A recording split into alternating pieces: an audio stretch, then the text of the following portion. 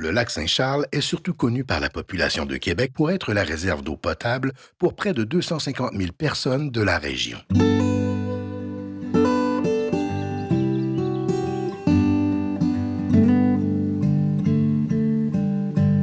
La municipalité, l'un des 4 quartiers de l'arrondissement de la Haute-Saint-Charles, a été fondée en 1946. Mais un retour à une époque plus lointaine nous apprend les origines et le nom d'abord donné au lac Saint-Charles. Peu après Jacques Cartier, des explorateurs auraient remonté une rivière jusqu'à un lac, alors nommé lac Sainte-Croix. Le même nom aurait été donné à la rivière, celle-là même nommée encore aujourd'hui, Kabir-Kouba par les Indiens. En 1647, Robert Giffard, maître chirurgien et seigneur colonisateur, donne aux religieuses hospitalières de l'Hôtel-Dieu de Québec une partie de sa concession dans laquelle se trouve le lac Saint-Charles.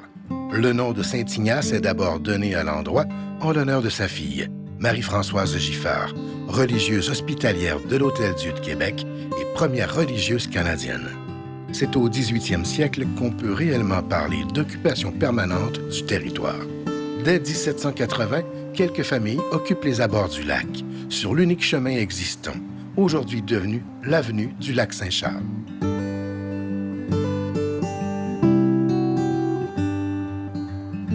Au 19e siècle, le lac Saint-Charles fait partie d'un circuit touristique enchanteur.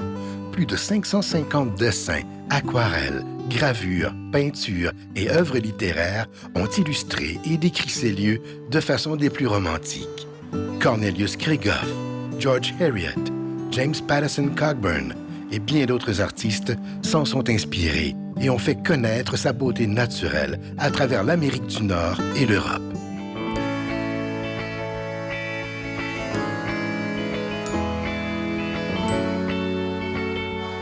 La plupart des peintres qui venaient à Lac-Saint-Charles, c'était des peintres anglais. Soit c'était des touristes, des peintres de renommée, ou des fois, c'était même, il y a eu des femmes de militaires qui sont venues peindre, qui venaient passer quelques jours pour la beauté du décor. C'était intéressant comme décor, parce qu'on voit le lac Saint-Charles, puis en arrière, on voit la plaine des Laurentides, les montagnes.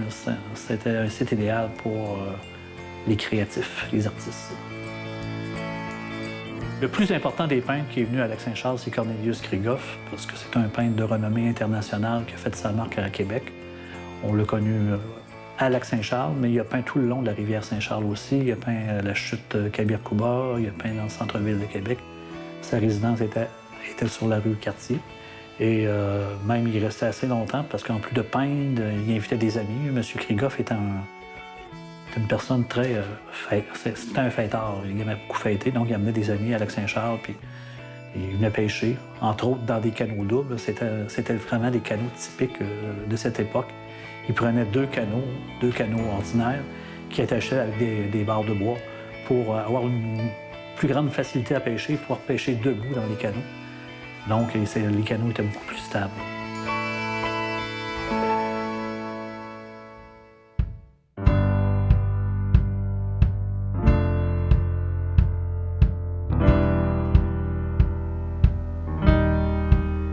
Vers 1911, une soixantaine de maisons longent le chemin principal, aujourd'hui l'avenue du Lac-Saint-Charles, entre la rue de l'Age et la rue Jacques-Bédard.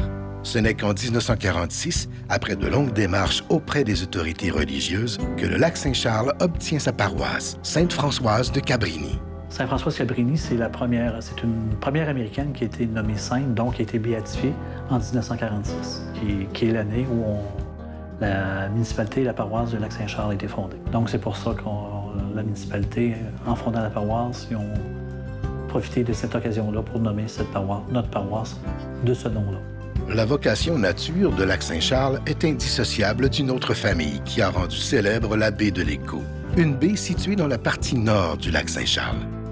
En 1898, Arthur Saint-Jacques en fait la découverte. La construction d'un camp en 1902 aboutira en un lieu de retraite huppé pour personnages importants venant d'ici et d'ailleurs.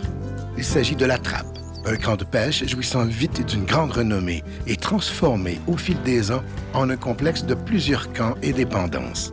Le premier ministre du Canada, Louis Saint-Laurent, les premiers ministres du Québec, Lomer Gouin et Louis-Alexandre Taschereau, sont parmi les célèbres invités qui dansaient et chantaient sur les airs de violon de Roméo Verrette, célèbre violoniste du lac.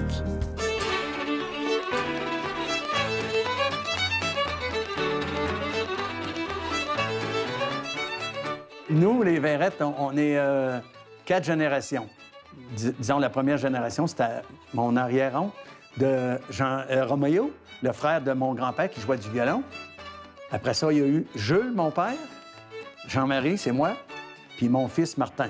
Mon grand-père, Jean-Baptiste, puis son frère Roméo, il allait jouer à la baie de l'Écho, dans des chalets semblables à ici, là.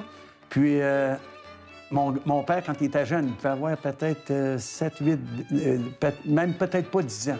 Puis il commençait à jouer, mais il jouait à certaines pièces avec eux autres, fait qu'il allait avec eux autres jouer. Puis là, ça commençait à 8 h du soir, ça pouvait finir à 4 h du matin. Puis il n'était pas payé trop cher, je pense que c'était $1 pour les 3, ou en tout cas à peu près.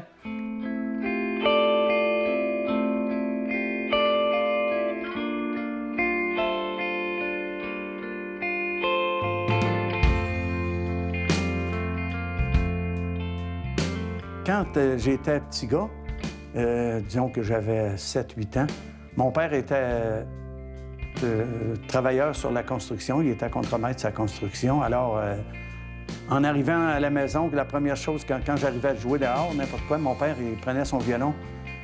Souvent avant de souper, bien après le souper. Fait que j'ai vécu dans un climat de folklore tout le temps. Puis moi, quand j'attendais une note de violon, il me passait un frisson sur le corps, autrement dit. Pour moi, c'est ce que j'aimais le plus. Ça fait que j'entendais ça à la semaine longue. Mon père jouait tout le temps. Fait que vers 9 ans, mon père m'a acheté un violon. Fait que à 10 ans, j'ai commencé à jouer dans des soirées. Là, je suis rendu à 70 ans, puis je joue encore.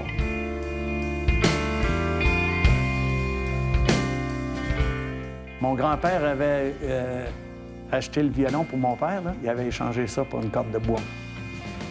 Et ça veut dire que dans ce temps-là, de l'argent, il n'avait pas. Mon grand-père avait une terre à bois, fait que il avait fait une corde de bois spéciale, puis il avait échangé ça pour le violon que mon père avait quand il était jeune. Je l'ai encore, son violon.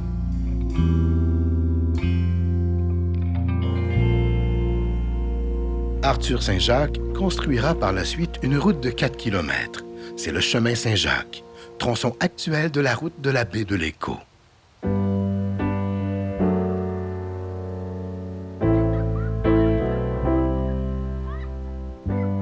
Les étés au lac Saint-Charles, c'est les balades avec mon père en chaloupe sur le lac. On faisait une balade au moins une fois par jour.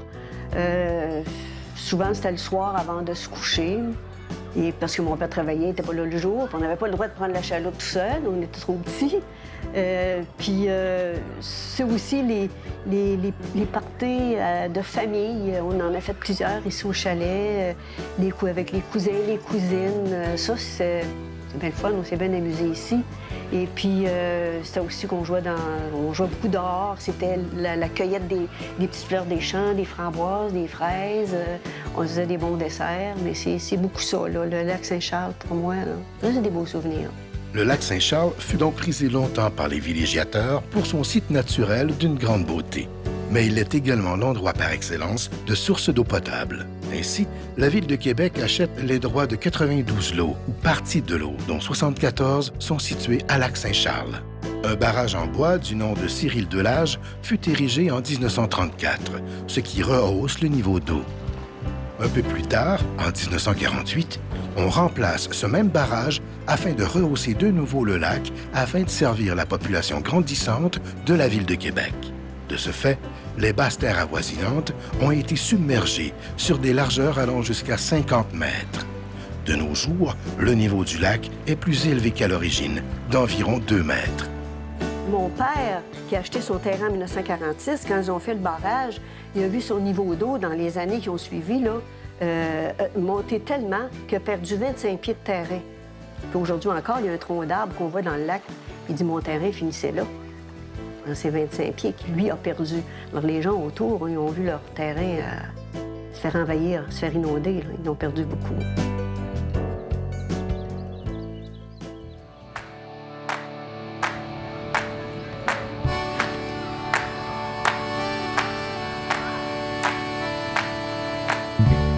Entre 1960 et 1970, il y eut un boom résidentiel. Plusieurs jeunes familles vinrent s'établir au lac Saint-Charles. Le terrain était abordable tout en étant à proximité de la ville de Québec. La vie communautaire et les loisirs étaient aussi mis de l'avant et étaient très avant-gardistes. La création de l'œuvre des terrains de jeu au début des années 1960 et l'ensemble des bénévoles qui ont travaillé à ça ont fait des merveilles avec peu de choses. Ça s'est fait en corvée. Ils ont construit un centre communautaire, ils ont installé une salle de quilles. Entre autres, il y avait une grande palissade de bois où on pouvait glisser, un terrain de balle, 2 terrains de balle. Il y avait aussi une piscine intérieure. Et les terrains de balle nous ont permis d'organiser des tournois de balle où ça attirait des gens de façon énorme. C'était des tournois de balle provinciaux. Les gens venaient passer la fin de semaine. Ils venaient en tente roulotte. On avait un grand champ où les gens venaient s'installer avec leur tente roulotte. Ça pouvait attirer des foules là, de 1000 à 2000 personnes. Et entre autres, M. Paul-Émile Beaulieu et son fils avaient leur propre équipe et même ils repêchaient des joueurs un peu partout dans la province de Québec pour avoir une des équipes les plus compétitives. Collectivement, les gens étaient comme on dit, tissés serrés, puis on avait beaucoup d'organismes communautaires aussi. La vie sociale était très intéressante. De tout temps, les gens de Québec ont apprécié ce territoire pour ses grands espaces. Lac-Saint-Charles a été fusionné à Québec et est maintenant inclus dans l'arrondissement de la Haute-Saint-Charles. Et encore aujourd'hui, cet endroit jouit d'un potentiel récréotouristique indéniable, avec ses nombreux parcs, en plus de jouer un rôle majeur dans l'histoire de la prospérité de la ville de Québec.